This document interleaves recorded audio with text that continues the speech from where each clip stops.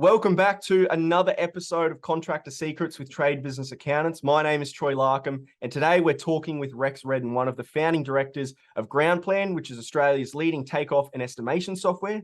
He's also the original founder and CEO of simTRAC, which was a GPS tracking product specifically for the trades and service industry, which he sold to Simpro back in 2013. As a two-time software founder in the trade and construction industry, Rex has built a wealth of knowledge about the industry and has seen it evolve from a very unique perspective from where he's come from, which in today's podcast, we're going to be breaking that down in a whole bunch of detail, which I'm excited to do. So Rex, welcome to the show, mate. How are you doing today?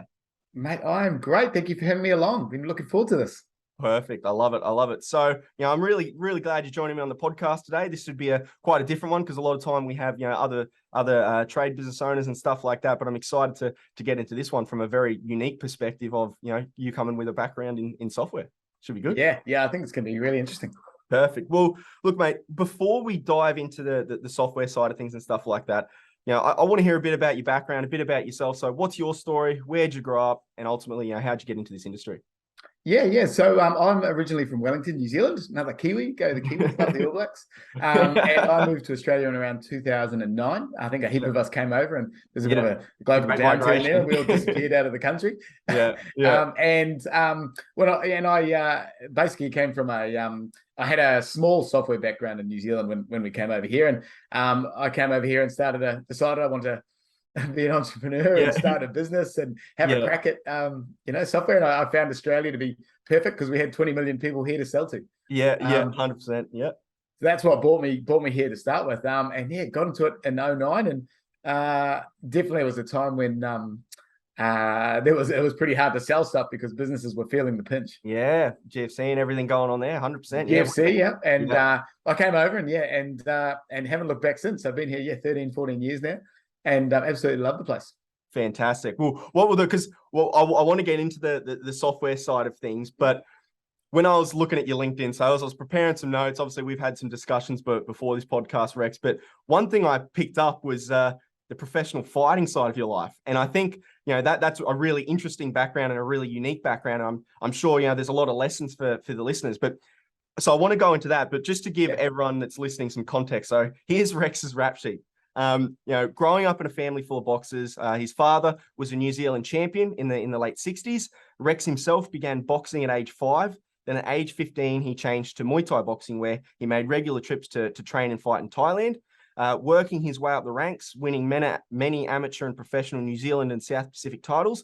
He then finally managed to get his shot at the world title in 2002. Rex won by KO in round 3, and he was crowned world welterweight Muay Thai champion, and he defended this title from 2002 to 2004 before retiring in 2005. And then when he retired, he had 55 professional fights for 45 wins with 20 knockouts. So Rex, mate, not a bad rap sheet. So, tell me a bit about that whole journey, how you got it. Well, obviously we know how you got into that, but what that journey looked like, and I guess what it took to become a champion and grow into that champion role, in such a tough sport.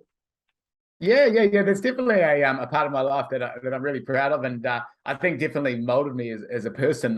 The fighting sports are a really interesting one because when you lose in fighting, you get hurt. So I think it turns you into quite a resilient sort of person. Yeah. So basically, it started out really young. My father was a boxer, uncles were boxers, grandfather. So it had all been passed down. My father was a champion fighter, and I've got the same name, so I'm Rex Redden Jr. So I was kind of like born to fight. Yeah.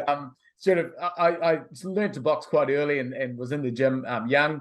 And then when I sort of was getting to around 15, I was playing a lot of rugby as well. And definitely started throwing my fist too much on the rugby field.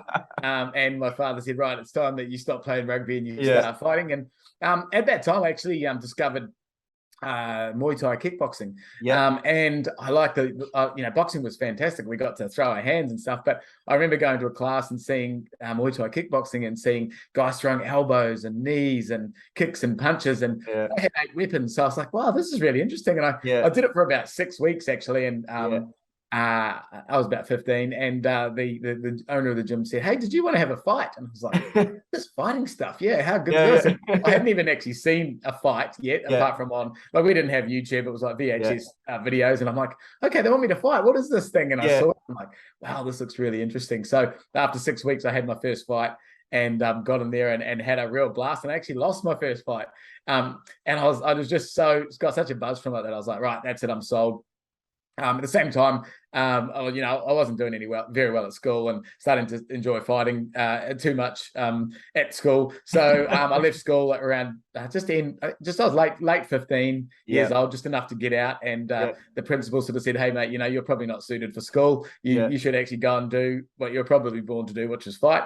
And I never looked back. So got into fighting, and then just spent that next 10-year period training every day.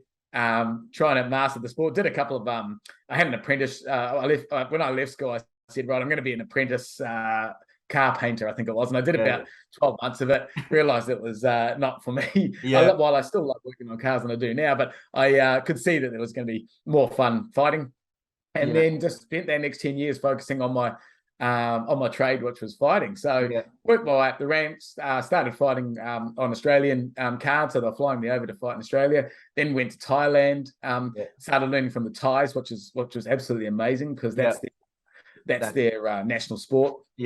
And once I started living in Thailand and spending the time with the Thais, I realized how hard you needed to train to get to that sort of point. So I think fighting was fantastic, because it actually very similar to business, enabled you to set goals, train towards it, get in the ring at the end, and you either got seriously hurt if you lost, or you did the damage and you won. So it was it was a good experience, because it puts you under a whole lot of pressure in terms of anxiety, stress. But more so that it's a one-man sport. So, you train with the team, you get ready, you try and condition yourself to take those sorts of hits and that sort of punishment. And then you actually get in the ring and it's just you.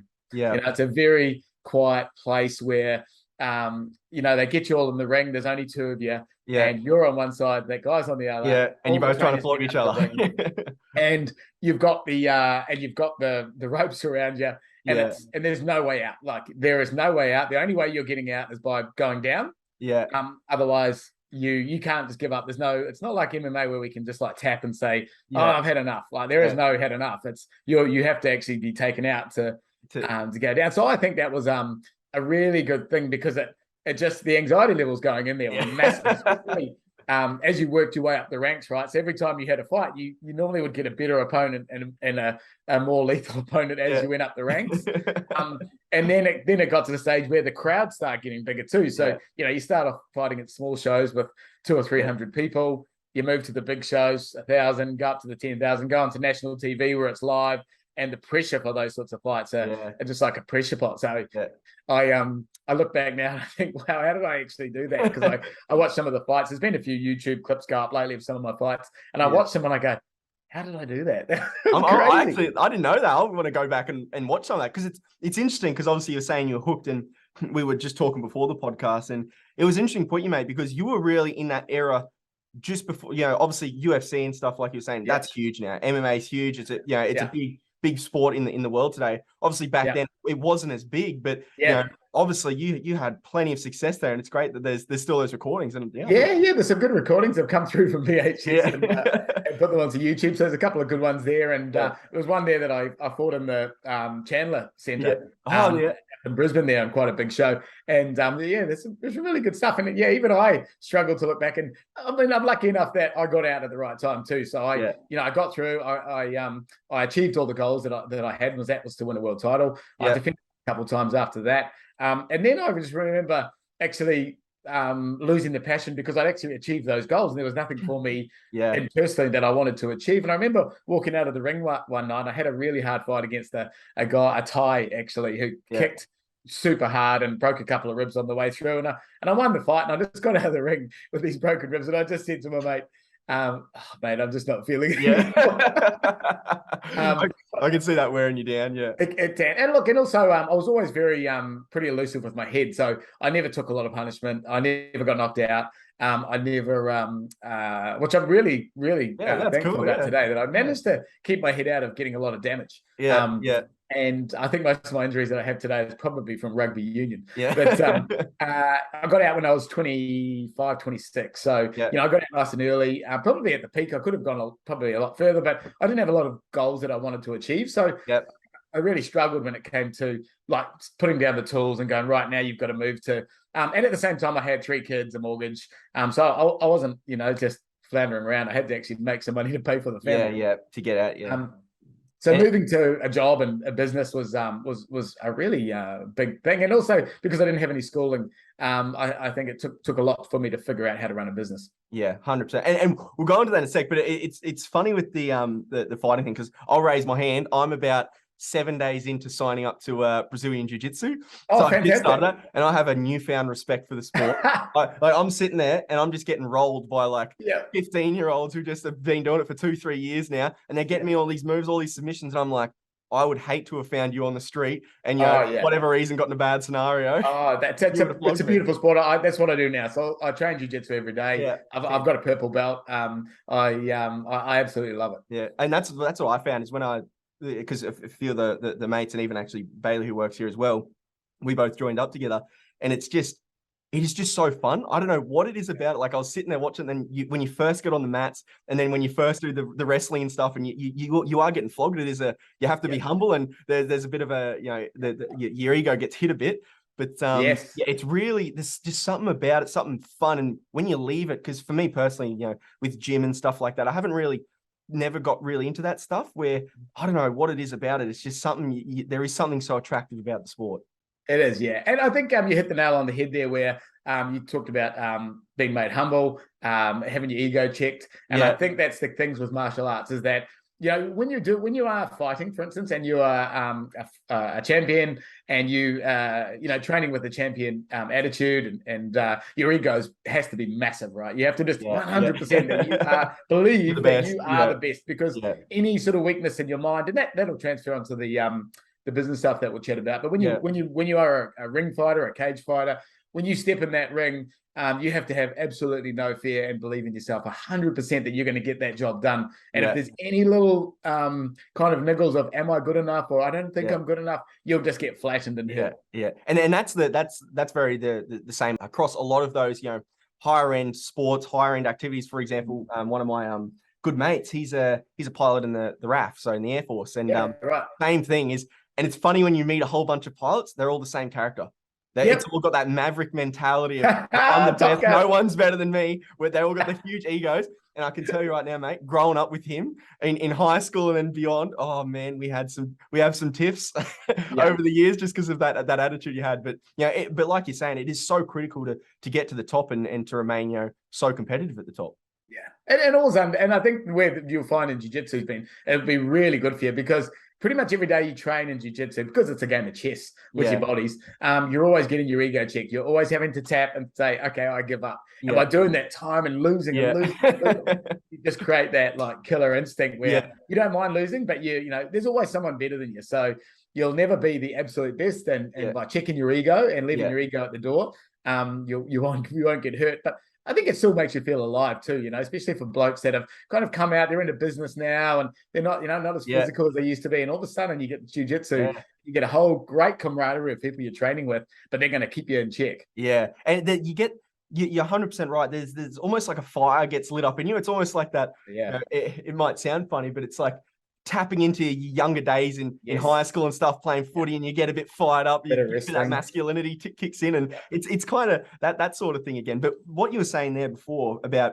it's like chess. And that is one of the things that I realized very quickly is the guys that are good, they're thinking 3 moves ahead. They know where you're going, what you're doing. It doesn't matter what I do. They're so prepared. And, obviously, coming to the business side of things, it's very much the same. It's the endless strategy, and of course in that situation it's even more intense, because you're exhausted, fatigued as hell, someone's trying to get you into submission, so there's a threat right there, but you're having to think so far forward, which is and to me that's what makes the sport so exciting to do. That's it, exactly. And look, and business is very, very, very similar.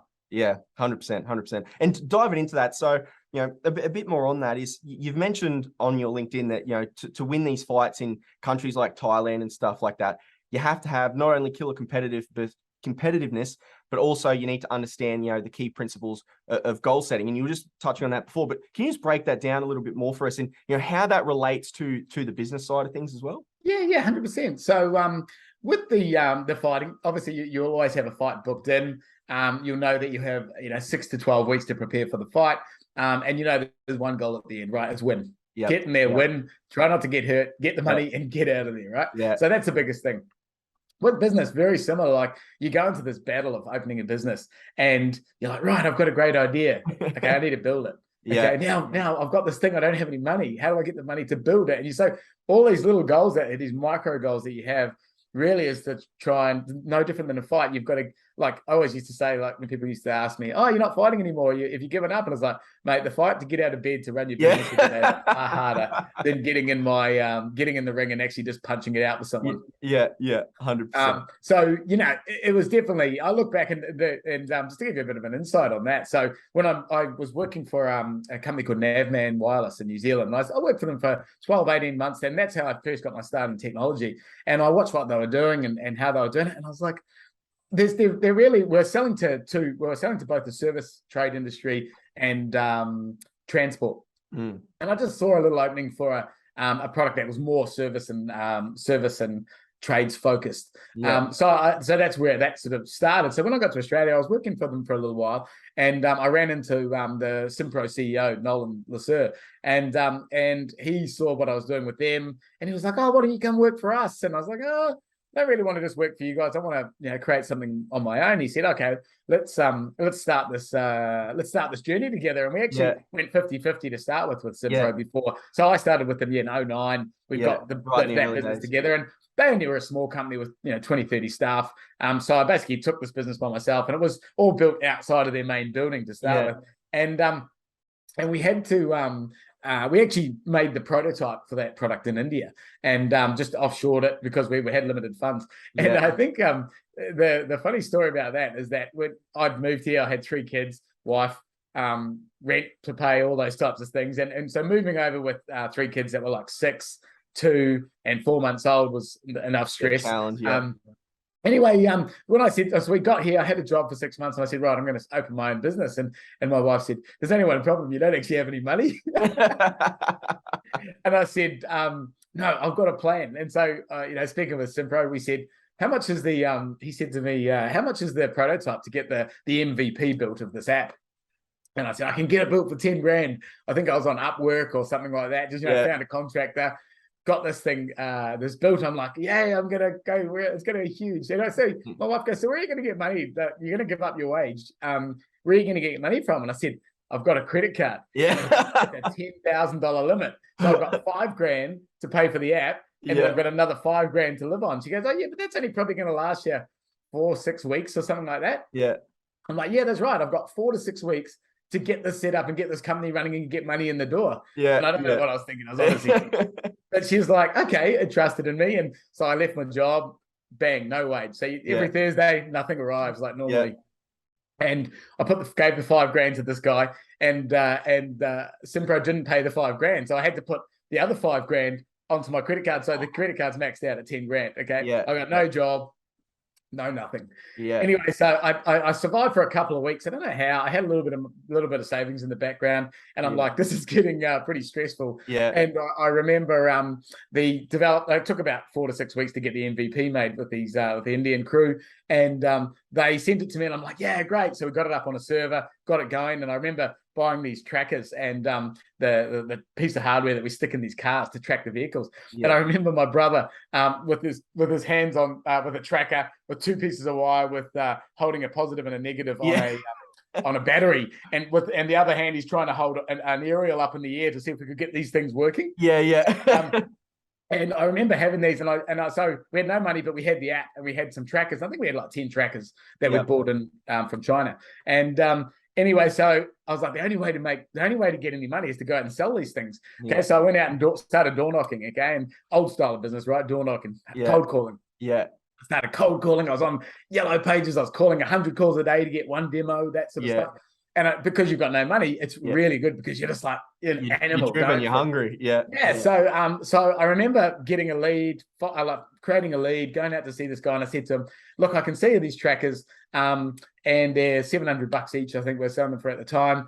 But the actual app has only just started. I'll show you it working. And it started working. It was actually all right. And he goes, man, this is awesome. And he goes, I believe in you, mate. I'll buy some of these. And trackers, put them in his vans. And he rings me up a week later and he's like, wow, this is working amazing. You've just saved me so much time and money. And I saw one of my guys was actually only working a half day and charging me for 8 hours of the day. So you've saved me so much money. Thank you so much. And I said, can you give me a case study? Can you help, give me some leads, And so I just got down and did the grind. Anyway, we put the first 20 cars on. And by then I managed to create a little bit of money coming in from the trackers and paying me 30 or 40 bucks a month to use each tracker. So we had a little bit of service fee coming in. So I had to build a website, grab a template, build it myself. I had to, create cards, all these things that I never had any idea about with the marketing side. So I had to learn that. Anyway, so we got to 20 cars, right? And simPro, Nolan was like, wow, this product seems really great. And we called it simTRAC, so it aligned with their brand. And he's like, this is working really good. Anyway, I put one more tracker on, just one more tracker. And the whole system went, and fell over.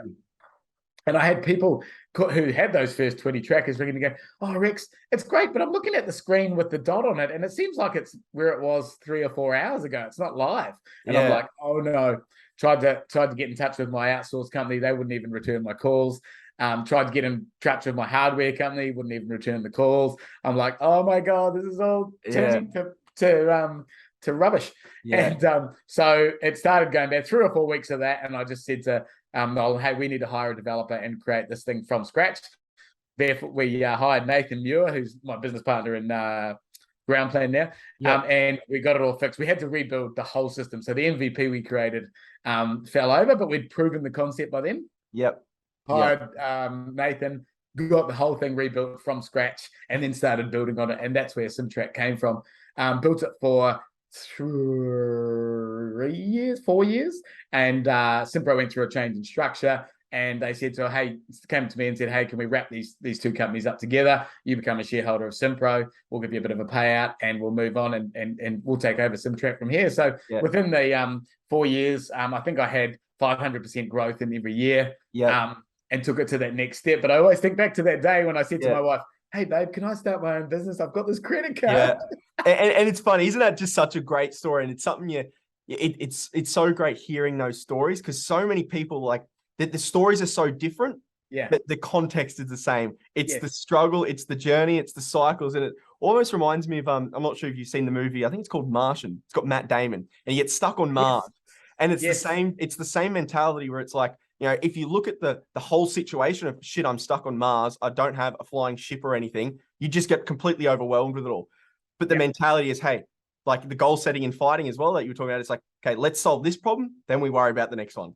Solve the next one, then we worry about the next one, then we solve the next. And you solve enough of those little problems, or you achieve enough of those little goals, and eventually you look back and you go, holy hell, we've come a long way, and we've come a long way. That's right. And it was also in a time where that 09 through to 2013 was really new for technology. Xero had hit the ground and started really kicking some goals. There'd been some great tech stories out in New Zealand, so it was a really good time when tradies were sort of just starting to adopt software. And when I was with simPro, my job as a commercial manager was to go and speak at events, like Master Plumbers events, Master Electricians, NICA, and I was standing up on stage giving these kind of little TED talks about how tradies need to move to go from paper to digital, right? And I always remember I was standing on stage at a Master Plumbers event one night in Master Plumbers Queensland, and I had the original iPhone 3.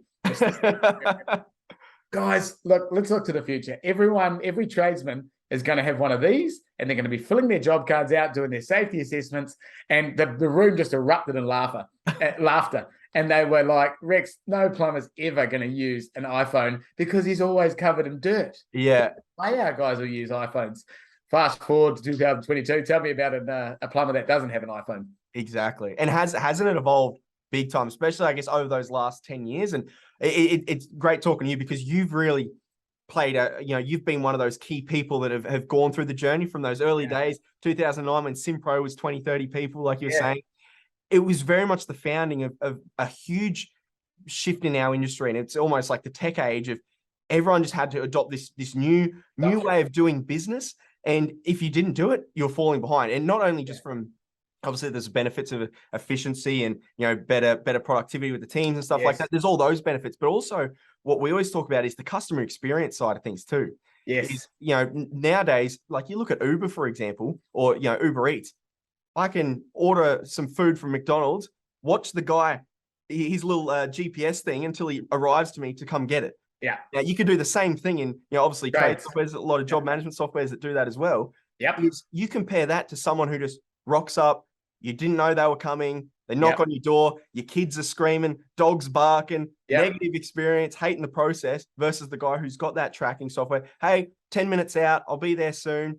Is there anything, you know, are we still going forward with the job? Yes. Blah, blah, blah, blah, blah. And it's all those things. And, you know, like you're talking, it's funny when you hear about the stories of all the way back then where people just laugh at it to now. It's almost a non-negotiable. That's right. The adoption is massive now. And I mean, I had a guy, a landscaper, come around to sort out taking down a tree. And he showed up the other day. He literally, I applied on their website. I noticed there was a little service mate link on the bottom of the form. I inquired straight away. I got an SMS saying, "Hey, one of the guys will be around to quote your job." He showed up on time. As he was talking to me, he was chatting away on his phone, covered in ant bites because he'd been up a tree all day. But he's like, "Oh, you know, blah blah blah blah blah," chatting away. "Yeah, it's a big tree." And he goes, "Okay, so I've already quoted that for you. It's sitting on your email now. When you're ready to go ahead, mate, just hit the accept button. You can even pay there. So you'll get access to my schedule. So just book it in whenever suits. And thanks for your business." I'm like, that was the most clean experience for a one-man band. He wasn't a large company. But a one-man band running ServiceMate, running Xero behind it. He was just all over it. Yeah, 100%. And it is amazing how much it's evolved. And, you know, obviously we'll dive into that a little bit in a second in terms of, you know, how the industry's evolved and stuff like that. But so you going back to your story where you sold simTRAC to simPro in 2013, then you jumped into Groundplan. So that's right. Now you're a multi-entrepreneur in the two-time entrepreneur in the software space in our industry. Yeah. You know, how did that opportunity come about? And, you know, what made you want to jump back into creating another software outside of simPro, doing your own thing, obviously with your business partner as well? Where it actually came from is so Nathan Newitt, my main developer for simTRAC, he was coding away, very top level developer. He was working with simPro, really great guy. And so when I sold the business entirely to simPro, I had to go and work there for around 3 years as commercial manager. Was part of the agreement with the sale. So I went in there, worked with on their channel partnerships, that sort of stuff, which was great. But just before I sold it, Nathan had said to me, "Oh, look, I want to go and do my own thing. I want to be a SaaS company owner as well." And I said, "Yeah, no worries. We'll definitely do something together, and I'll back you, no problem at all." And he said, and I've got another friend who's going to do this as well, which I want to bring him in on the thing as well. Yeah. I'm like, "Okay, so what's the thing?" And they go, we'll figure that out later. What's the thing? Anyway, so we had a meeting, and this was just before I sold simTRAC, and we had this meeting, and they said, "Oh yeah." They were still working for simPro, and they said, "We really want to leave our jobs and do what you did." And I'm like, "Oh yeah, that's awesome. We'll have a talk about it." So they ring me on a Monday, and they're like, "Hey, just let you know, we've both left our jobs and we're ready to go." And I'm like, "What are we going to build?" And he goes, "Oh, I don't know, but we'll just sort that out later." So I went and had a meeting with them, and they said, "What would we like to build?" I said, "Let's build a takeoff software," because there wasn't any really good ones in the market. A lot of old server-based takeoff products, and they still are just mainly server-based downloadable products. Let's build a takeoff software. So they got stuck into it. They'd already left their jobs before we'd even had what we're going to build. We molded the project together, and they knocked out the first version of Groundplan in 2012. Yep. There you go. So they started ticking away on Groundplan. The first 12 months, they lived on baked beans and 2-minute noodles, living together with their partners in this house up in Sunnybank. And they're the ones that did exactly what I did. Is just go out and live on nothing. And that's what a lot of people struggle with, is like when they come to me with ideas and I say, "Hey, no worries, get into that. The only way you can do this is by going full time. Just leave your job, leave your wage, survive on nothing for a year. And that will get you out the gates." Yep. And that really is part of that entrepreneurial journey, isn't it? Is that the being okay with the risk, being okay with the journey of this is what it's going to take. Because I guess, you know, a lot of people, sometimes it's a desire, sometimes it's a general need to have that security. If you got children and stuff like that, of course, it's going to be a challenge, but it is a huge part of making it happen. And it's great hearing those stories of how these came about, because it's people having a crack, people having a go. And, obviously Groundplan today is a fabulous software, one of the leading, if not the leading takeoff software in our industry in Australia. Yeah. So just for the viewers, give them a bit of a rundown about what Groundplan is if they don't know what it is. Yeah, sure. So Groundplan is a takeoff software that is used in a couple of different areas. It's for anyone working on PDF plans, and it enables any trade to measure their part of their job off the plans, but doing it on screen. So typically, a lot of trades used to print out a set of plans, get a highlighter, get a ruler or a plan wheel, and they would measure stuff. So that the Sparky would obviously count up light fittings and power points and things like that. The plumber would be measuring all the pipes and taps. The roofer, roof sheets, concrete, etc., etc. So a lot of new construction. Whether it be new construction for residential houses, new construction for commercial or industrial, very large buildings, multi-story complexes, that type of stuff. Every sub-trade has to measure their part of the job. Number one, to put a price on it for the builder, and number two, when they move to production and they're actually doing the job, they need to measure off those plans to understand what materials to purchase order. Yeah. So we're used across the estimating phase and the production phase for working on plans. And typically, before on-screen takeoff, they would print out a set of plans, use highlighters, plan wheels, and things like that to measure the different parts of the job, printing a lot of paper.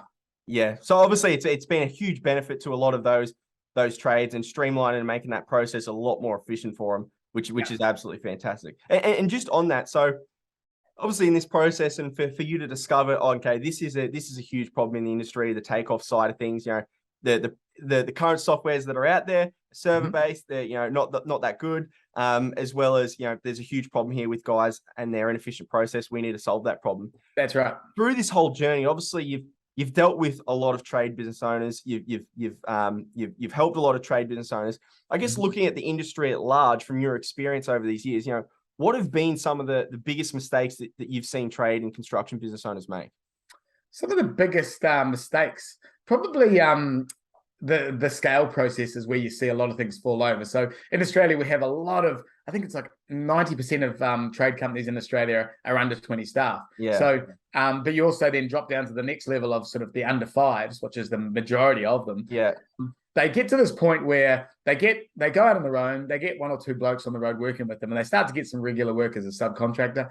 Then as the amount of work that starts going through and the turnover rises, they probably don't put enough systems in place. They normally get to like a 1 to 4 scenario where you've got like, they need to hire one full-time admin staff to run the 4 guys that are out there on the tools. And it's through that period there that they need to put in more systems and process to manage the various workflows of that business. So I'd say one of the biggest mistakes you see is they go from having one admin staff with 4 guys being quite profitable, and then all of a sudden they jump to 10 guys and they've got 4 admin staff. So they've gone backwards in profitability. There's a lot more moving parts of the business, and generally the business owner, if he's just come straight from the trades, opened his business, started to learn on the way, if he hasn't sort of engaged with some sort of mentoring or coaching, good accountants, good lawyers, he may just sort of cap out and start to max himself out. So we used to see a lot back in the day with the job management side of guys that were, too many admin, not enough productivity, which meant not enough profitability. And they were just stressing out. And by the time we saw them selling them job management softwares, they were, just stressed, and they wanted to get out, half of them. So it was always the mistake was the scale and actually not putting systems and process in place till it's too late. Yeah, 100%. And there's kind of two things you were talking about there. Is one thing that we always find is, there's almost that I guess you could call it a bit of a black hole phase between once guys get to that, 5 to 8 to then 20. Yes. Because it's really a phase there where there needs to be a lot of investment in the business to get it to that level. And like you're talking about is from the system side of things, is when it comes to the growth phases, we like to call it optimize before you maximize. Yes. And one of the big things with that is obviously systems. And it's almost, a lot of people like to see growth as just this linear line. It's actually it's a step. it's a step process the whole time, because it's okay. We got to optimize our processes, optimize our functionality based off what the current business model is, the current challenges, the processes we need to make more efficient. We nail that, then we maximize. We've prepared the business for that next level of growth. Yes. From that next level of growth, there's a new set of challenges, a new set of inefficiencies. You got to optimize those. Then once you've optimized those, then you maximize that. And it's that kind of step function that goes on and on and on. And obviously, the system side of things is a huge part of that. Yeah, systems is everything. But so it used to actually fit really well with we used to find a lot of trade business coaches who had really good information, and the tradies would eventually find their way to them. They'd come to us and say, hey, these guys need a job management software. I'll train them better on how to run a business and move their way up the ranks so that it can actually run the business and get off the tools and start working on the business rather than in it. And we had really great relationships with the various trade business coaches. Yeah. And it's one of those things that is so important, because obviously we're in the accounting side. We did come from an advisory background, which is probably a bit different for most accounting firms. Yes. But you're 100% right, because it's one of those things where you don't know what you don't know.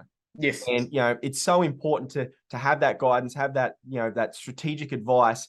A lot of times we talk about needing to have it weekly, if not fortnightly, because it is so important to have that person in your corner to bounce ideas off, bounce problems off, problem solve. Because especially a big problem that we see is, as a business owner, a lot of the times you're one man at the top. Yes. From the day you start your business, even until you're 10, 20, 30 people, a lot of the times you still end up as, one sole person at the top. And it's so important to have that sounding board to lean on, to go, am I thinking about this right? How should I be approaching this? Because you can get so overwhelmed in the day-to-day, so overwhelmed with everything that's going on, is you really just need that, someone who's, can see the forest from the trees, can look back from an external point of view and go, hey, these are the holes. These are the gaps that you're missing. You need to plug those. It does. Yeah, get in. Light bulb moment. It's definitely coaching, like from my sports days, from the fighting, coaching was so important to have that mentor there to get you ready to help you to move through to those fights. And I think with the especially trades business, it's kind of the same. You need that mentor, that someone to make you accountable. And some of the best businesses that I've seen, both exit and just build them into big cash cows, have had business coaches. And so it's just understanding, the business really well and get to that point. And you're 100% right, because it's, you look at the most high performing athletes, the high performing executives, most of them all have coaches. Yes. And there's a big reason for that, because all you're essentially doing is fast tracking that path from where you are now to where you want to be. Because sure, you can go down the path of trying to figure out yourself, and you may just figure out yourself, but that could be a 20, 30-year journey. Yes. Slow. It's slow, a lot of grind, the school of hard knocks, all the troubles people have trying to figure it out. And, it can be a really rewarding journey, but, if you're looking to short track that time and, have the lessons without the scars, as we like to call it. Yes. It's 100% the way you need to go. And it's about that ego again. There's like we spoke about before, is that opening up and going, hey, I don't know everything about everything. I mean, we often do think we do, but let's find the person that knows that, because let's face it, starting a business isn't a new thing. Making a business profitable isn't a new thing. It's been done time and time again. So I just need to find someone who can help me take it to that next level. And it as well. And it's not just from any level. It's not like you can only do it from, being a one-man band to if you want to get to 5 to 10 guys. It's at every level, because there's new challenges, new stuff, you've got to learn new things. And that is a huge component of it. And on that too is, I remember I heard a great quote. I'll absolutely butcher it, but it was essentially along the line of saying, that we've got a problem in our industry, and it's almost it's an unspoken about rule, that more so an unspoken law, where you learn, you make the challenges yourself. No one tells you any secrets of how to do better. Everyone keeps it internalized for themselves. And if you want to make it, you've got to earn it. You've got to make those lessons yourself. And over and over again, the industry has to reinvent the wheel, especially from a business owner perspective, because no one's sharing the ideas to grow the industry and progress it further. Yes. And that's a huge issue. And I guess that's probably, from our perspective, and why we like to do these podcasts, sit down with experts like yourself, is information. Get this knowledge out there, get this information out there to those business owners, because, it's only being a disservice to the entire industry by everyone, keeping quiet and only focusing on themselves. That's right. 100%. I agree that you do see it though. Like I do see so many guys that come to me with trade service businesses, mates, various acquaintances, customers, and they especially if they come into Groundplan, they're normally talking about estimating. So when our guys trainers start talking to them about the rest of their business, lining that up, they always sort of start to open their mind and go, hey, how do I mean, I've done this 20 years and I've been a plumber for 20 years. I've always made really good money. But how do I just get this thing to there where I'm not working so hard and stressing so much and still make it profitable? 100%. A lot of guys that are opening mind, asking for advice, help, that sort of thing. Yeah, it's a big part of it. You know, everyone should do it. You know, you do it in all aspects, and you know, obviously, like you're saying, the professional fighting thing, and me just diving into jiu-jitsu 7 days in is it's important. You don't know what you don't know, and that's you don't know what you don't know. You hit the money. Yeah, you hit it on the head. So I guess from that's more so from an industry level, but I guess bringing it back down to you know more where your guys' focus is with Groundplan, which is takeoff and pricing and stuff like that. Yeah, what are the biggest challenges around pricing and takeoffs that you're seeing and you're ultimately trying to solve? Yeah, well, it's changed a lot post-COVID. Pre-COVID, everyone was going along. There was a lot of work kicking along, and we saw that first lockdown in New Zealand, and we saw New Zealand get locked down, and no one could print plans, right? So, so no one could go to an Officeworks and get a set of printed plans. So we went absolutely crazy with sign-ups, 14-day trials through the website. We could just see these sign-ups going, we're like, what's happening? And then we heard on the news they'd been locked down, and all this work, it's really weird. So we got through those first lockdowns, and then the construction industry just went woof. Whatever reason that was, everyone just decided that they were going to build a new home, reno a house, get trades and construction just went flat out. So we went from being pretty steady and some good work to now the tradies that just run off their feet. There's so much work going on. It's crazy. So through that period, the way people were estimating were very old school. You know, they had fixed price contracts. They weren't doing the most accurate takeoffs. They were winning jobs based on old rates that they had in their head from years ago. And then we saw over the last 12 months, how many builders have we seen go tits up? The whole industry has been shaken up with the likes of ProBuild, the one on the Gold Coast, Condev, being shaky. All those sorts of things have really echoed through the industry. Still lots of work going on, but the cost of materials have skyrocketed, right? Yeah. Because of the way that people were quoting before, they weren't allowing for those price changes. They were working off rates that were really old, and they were working in spreadsheets that wasn't, you know, automatically being updated from their suppliers, those types of things, and just an old school way of thinking. Now we're at this other end where we're kind of like, okay, you can't get any tradies. There is no plumbers. The plumbing companies can't hire plumbers because there's just none around. It's exactly the same. You can't get materials in a lot of industries, so it's a real changing landscape. Landscape, and now guys are getting a lot more smarter and going, okay, number one, we need to be very accurate when we're quoting the cost of a job. We need to have a lot more allowances in for when we're looking at profitability on the job. We need to monitor the profitability on the jobs a lot harder.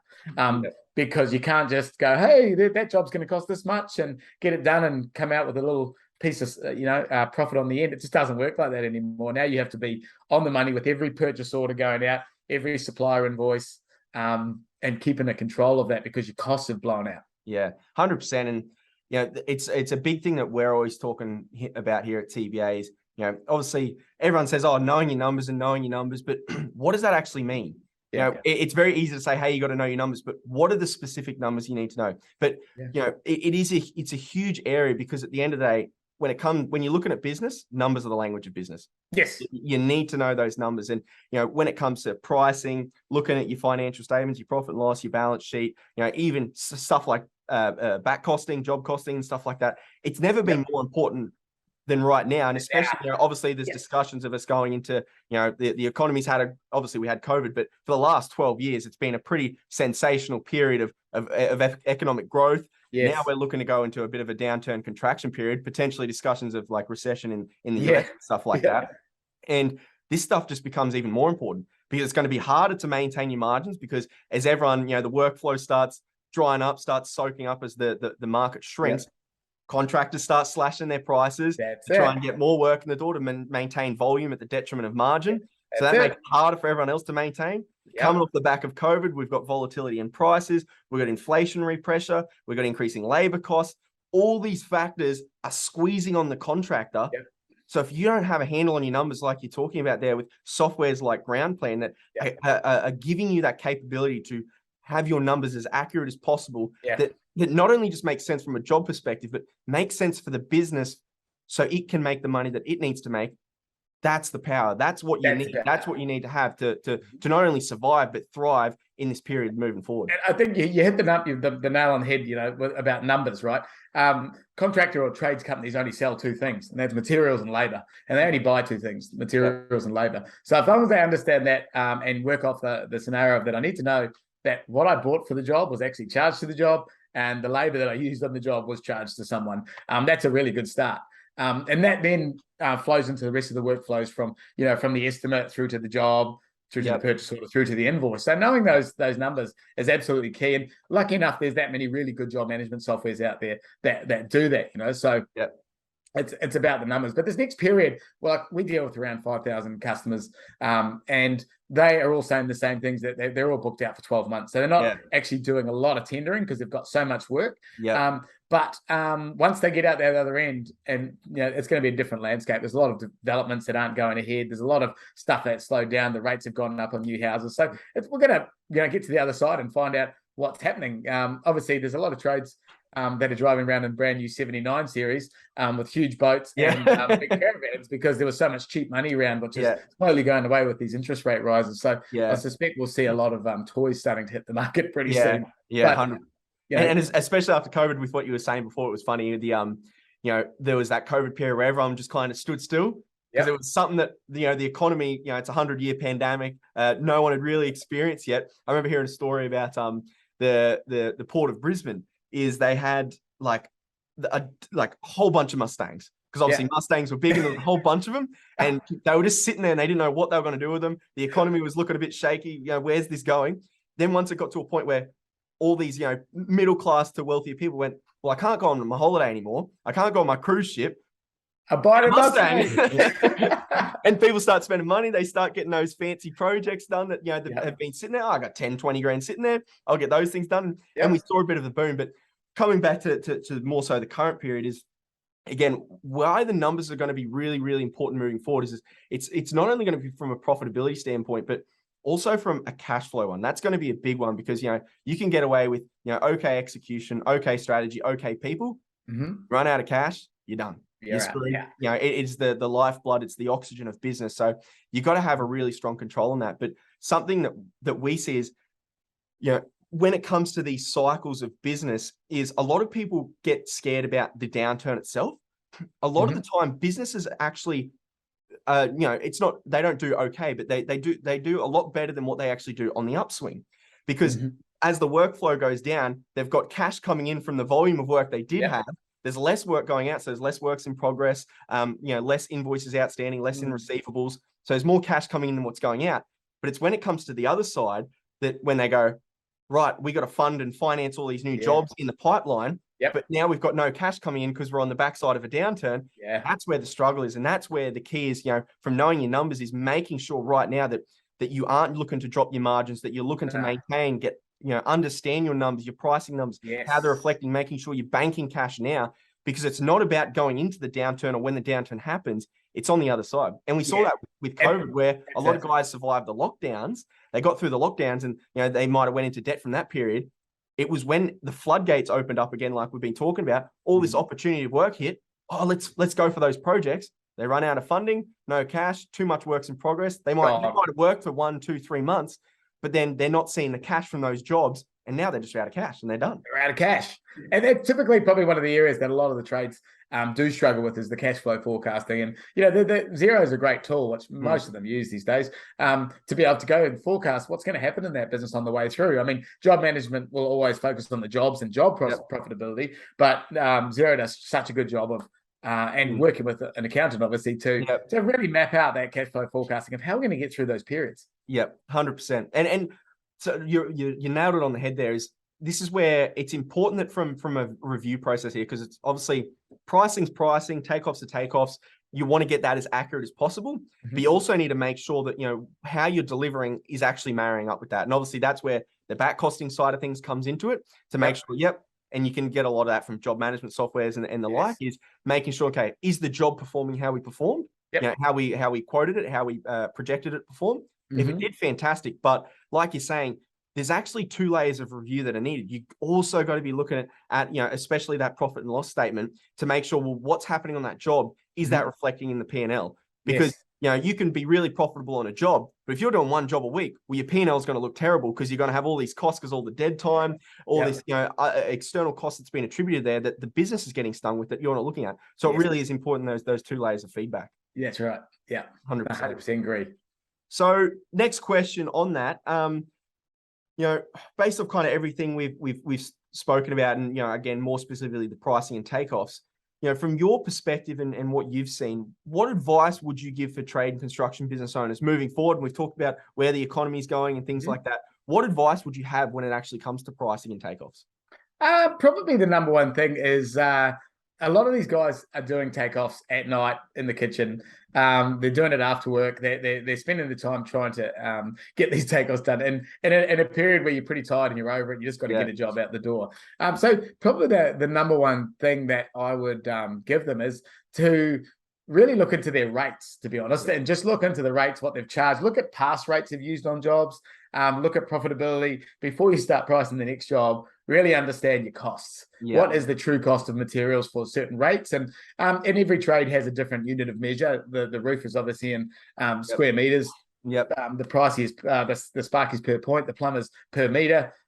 So have a look at your actual individual rates. Drill down on your costs a lot more, and really find out what is the new price of the steel, of the concrete, all those things that you are measuring. Really understand those costs and have a way to make sure that you're up with the current trend. Number 2, understand your labor and actually look at past jobs and how you've gone to bring that through to your new rate. So my number one thing is, make sure the rates that you used a year ago are current now. And as long as you get accurate with the count, then you're going to be pretty safe. Also, don't get into the pitfall of having builders wind you back on your prices. So it's a very common thing that, you know, builders will get 3 or 4 prices off people. They know who they want to go with already, and they just use those prices to wind the main trade down. So if you all band together and stop winding yourself down and killing your hourly rate and killing your price on each other, you'll all start to make better money moving forward. 100%. Couldn't agree more. And tying onto it's kind of the marrying in of the first 2 points you made is something that we always find is, you know, whether they're using per point, square meterage rates and things like that. At the end of the day, when you break it down to the fundamentals, it comes back to labor and materials. Labor and materials. And that's something that we do all the time, because I can't tell you the amount of times, Rex, where we're working with contractors. For example, actually, I was working with a roofer once, and he was on a square meterage rate. I said, "Where'd you get this from?" "Oh, it's what my old boss used to use." Okay, so, you know, do you know how it's built up? No idea. And, you know, that's, you see that a lot. That's so normal in the industry, where for us is we just went, okay, we can eventually evolve to that square meterage rate, but let's break this down into the fundamentals. Yes. Okay, what's your true labor cost? What's the true, you know, labor hours to deliver that? And not only just from a job perspective, as you know, it's, you know, we like to look at jobs from 3 phases. There's pre-delivery, delivery, post-delivery. Because a lot of guys, they just look at the delivery side of things, but it's, okay, what went into preparing this job, administrating this job, scheduling this job, procuring materials for this job? There's a lot of cost involved in that, and it's related to the job, and that you should be billing that to the customer. Same on the other side with the post-delivery. You know, what are the job closeout things? The cleanup, the client walkthroughs to show them, hey, we've done this. We've you know, this is what this all looks like, and giving that customer that great experience. Going, wow, this contractor matters. All these costs need to be factored in to the job. And, you know, in this instance with this roofer, pretty much straight away we said, hey, mate, for your smaller jobs, increase your labor hours by 200%. For your larger jobs, 150%. And overnight, it just changed it. He was working for wages to begin with, and then after that, profitable, making the money he should have been. His builders were happy to pay him that money because he was really good. He positioned himself as a premium contractor. He wasn't, you know, a cowboy like a lot of other roofing contractors. That's a big thing, right? And I guess fundamentally, though, coming back to the original point, is breaking it down to the fundamentals. What's our labor rate hours? What's the actual, like, hours that are going to be put into this job? And then obviously the material side of things as well is a big one right now because of the volatility. Yeah, that's right. And look, they're in a pretty good position now, because finally the sub-trades are the thing that everyone doesn't have, right? So they're in a pretty good position to go, okay, moving forward, I'm going to take on the work that I'm going to make money out of, and I'm going to fire the customers that I'm not making money out of. Yep. So they're in the best position they've ever been. Hardest thing probably at the moment is finding staff to fuel those businesses. But if they do create a good environment for their employees, that's going to be the difference. 100%. And it's funny you say that, because obviously the labor shortage, labor side of things is a big discussion right now. But it's like in any economy, there's always going to be things that are good and things that are bad, and you got to use that to your advantage. So right now, in case we've got labor shortage issues, well, this then isn't the time to go all gangbusters on volume. Because you're not going to have the guys to be able to deliver it. This is the time now to start focusing on, okay, who are the right clients? How do I get more profitable? Do I start negotiating better payment terms, starting to get cash in the door faster? Maybe it's a 10% deposit, 30% on, ordering of materials, 30% on, once the roughing's done. Whatever it looks like, start making those terms more favorable to you to get your cash on a better place. Because once you solidify those and you get those in place, then when the economy turns to a place where, well, labor shortage isn't a problem anymore, it's another problem. Well, you've already instilled those new payment terms in place. You've got your margin where you need it to be. Now you can bring in the labor to increase volume. And it's using those ebbs and flows in the economy to your advantage and understanding and playing the game with them. Don't fight against them. Don't swim against the current. Swim with the current and solve those problems. Yeah, that's right. Exactly. And look, a lot of the time it's about actually just looking at your overheads as well and going, hey, how do I get that overhead right in comparison to my productivity? And all those little things just make such a difference. And starting to get them to think like a business owner rather than just a tradesman is key. 100%. Couldn't agree more. And that is a big one. So Rex, next question. Obviously, this ties back into what we were talking about before. Obviously, you've got a wealth of experience, a unique experience coming from the tech side of things. I guess over the last 10 years, how have you seen the industry evolve, and where should contractors be today? And what do you think's in store for the next 10 years, and what contractors need to look, to get in place for the next to be a contractor, I guess a top performing contractor in 10 years' time? Sure. Yeah. So to start with, I suppose over the last 10 years, the industry has evolved more so, and probably technology being used in the business. It's probably the biggest change that I've noticed is that, all trade companies run some sort of software, whether it just be Gmail and spreadsheets to do things. So everything's got a lot more quick. Communication lines have opened up a lot more from the things like smartphones. So that would be the biggest change in the last 10 years, is the streamlining of communication through these businesses. And I think what's in store for the next 10 years, I think now we're at a stage where pretty much everyone has some sort of job management system and an accounting package involved. And some of the things that you're starting to see is OCR being a big thing. So the receipt banks of this world, now tradies are just taking a photo of the receipt on site. It just scans and goes through into Xero. So you're starting to see a lot more AI and automation. So I'd say the next level of job management estimating is the AI that's coming with those products. So I think now those databases are able to learn what the average person is using their software through, and starting to automate that process, like we spoke about with the landscaper who came here, and emails were automatically sent, follow-ups were already automatically emailed. So the next iteration of that is something that all of us are working on. So I do talk to a lot of the other CEOs in the space, from Fergus, the SimPros, the Service Mates, all those types of products that work across the same space. So I think automation is probably going to be the next big thing for trade services. So being able to automate those the admin roles, especially 100%. Things like route planning for the guys that are doing facility management. So it's able to automatically map out their drive through the city, to be able to tell them what things they're going to service in which building for fireys. All that type of stuff is just starting to take hold. We've gotten into it over the last few years in terms of an AI that automatically measures plans for you, automatically finds symbols for you. So, you're not at the stage where you have to now count the light fittings.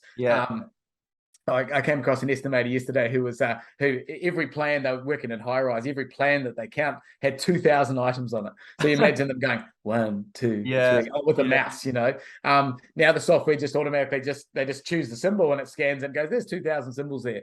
And it moves its way up the thing. So I think that's where we're heading. That's where we know all the job management companies are heading is automation. And that's amazing. And to be honest, hearing it's really exciting, because one thing that we're always talking about is, especially as the business owner, is you've got to be really relentless with the activities and tasks that you prioritize in your business. And obviously, one of the key things is we like to look at it from a task value curve perspective is, as a business owner, you've got high value tasks and you've got low value tasks. Yes. And stuff you're talking about there, if the future of AI is looking, or the future of tech and software and stuff like that is looking like this AI that a lot of the time, from what you're saying there, that's a lot of low value task stuff. Administration, planning, what the best route is. If you're doing quotes or plans and takes and stuff, if it's automatically figuring out, okay, what's going on there, it's getting rid of a lot of those tasks that, are important to be done in the business. Don't get me wrong.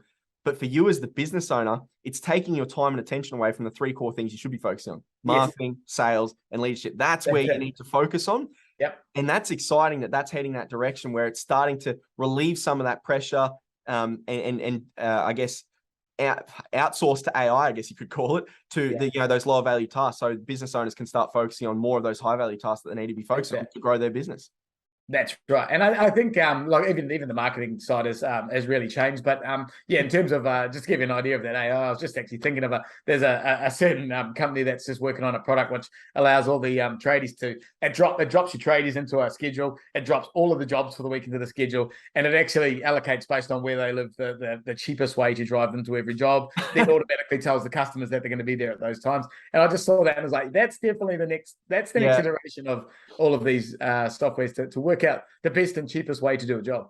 100%. And I think it's going to be an exciting period of time because, obviously when you throw around the word, AI, I remember a few years back, I went really deep into looking into it. I remember Elon Musk was talking about, hey, all the scariness of it all and stuff like that. And obviously there's all discussions about that. But I think, at least over the next 10 years is what AI is going to do for business owners is sensational. The one thing I do want to say though, and this is an important note going back to the low value task thing, is as for the business owners listening, it's so important in this process, use this technology to help and streamline a lot of these functions, but it's so important that you don't get too carried away with it, that you're losing those high customer touch points that are so important for customer experience, because you can't automate everything because then it's actually a negative experience for the client. And 100%. Being part of a top performing business owner in this current economy and current climate is finding that beautiful balance between how do we streamline, automate, and make more efficient a lot of these processes in our business,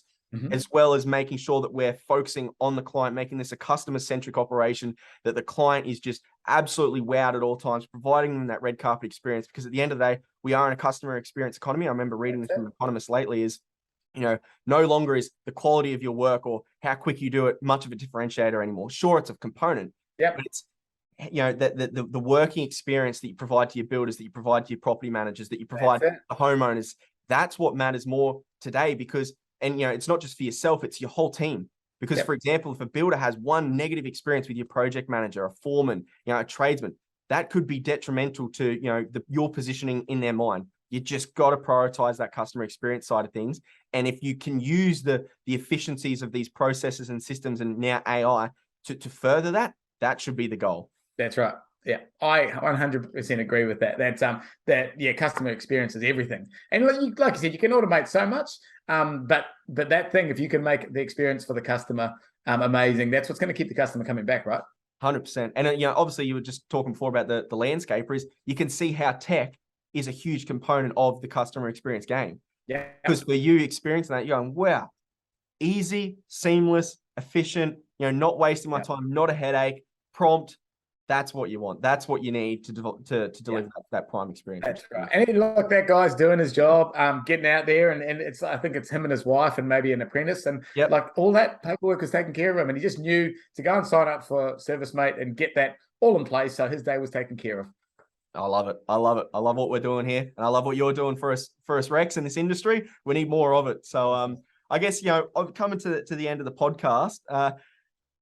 If you could give any advice for all the trade and construction business owners listening to this podcast right now, what would it be as a final piece of overarching advice? Final piece would probably be I would say it's really interesting for us, like from our side when we're selling software, is that you get people who ring up and go, look, I really need your software, but I'm too busy. And then when it's slow, they ring up and go, oh, I don't know if I really should buy something now because it's really slow.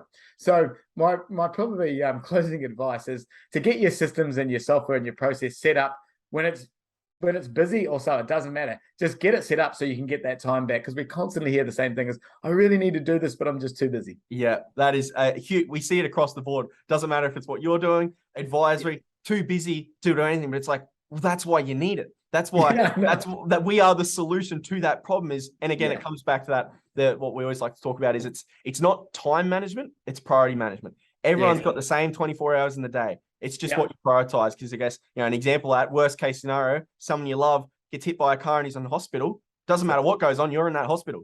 It's not a time issue, it's a priority issue. And it's understanding what you need to prioritize to really get to that next level and what's going to be the best investment that's going to give you the best ROI, whether that's in time, money, or energy.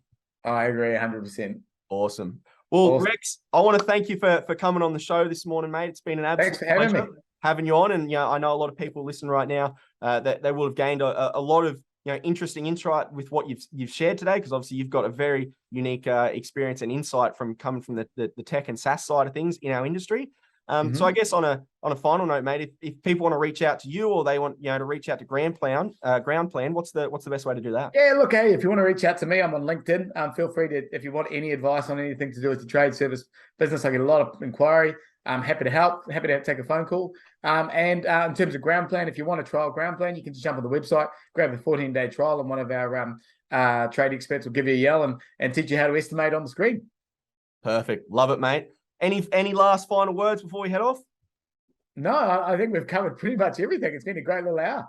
Yeah, I think that this has been a great episode, a different episode, and hopefully the listeners got a lot of insight. But again, thanks for coming on, Rex. It's been a pleasure, mate. Thanks, mate. Have a great day. Talk to you soon. Will do.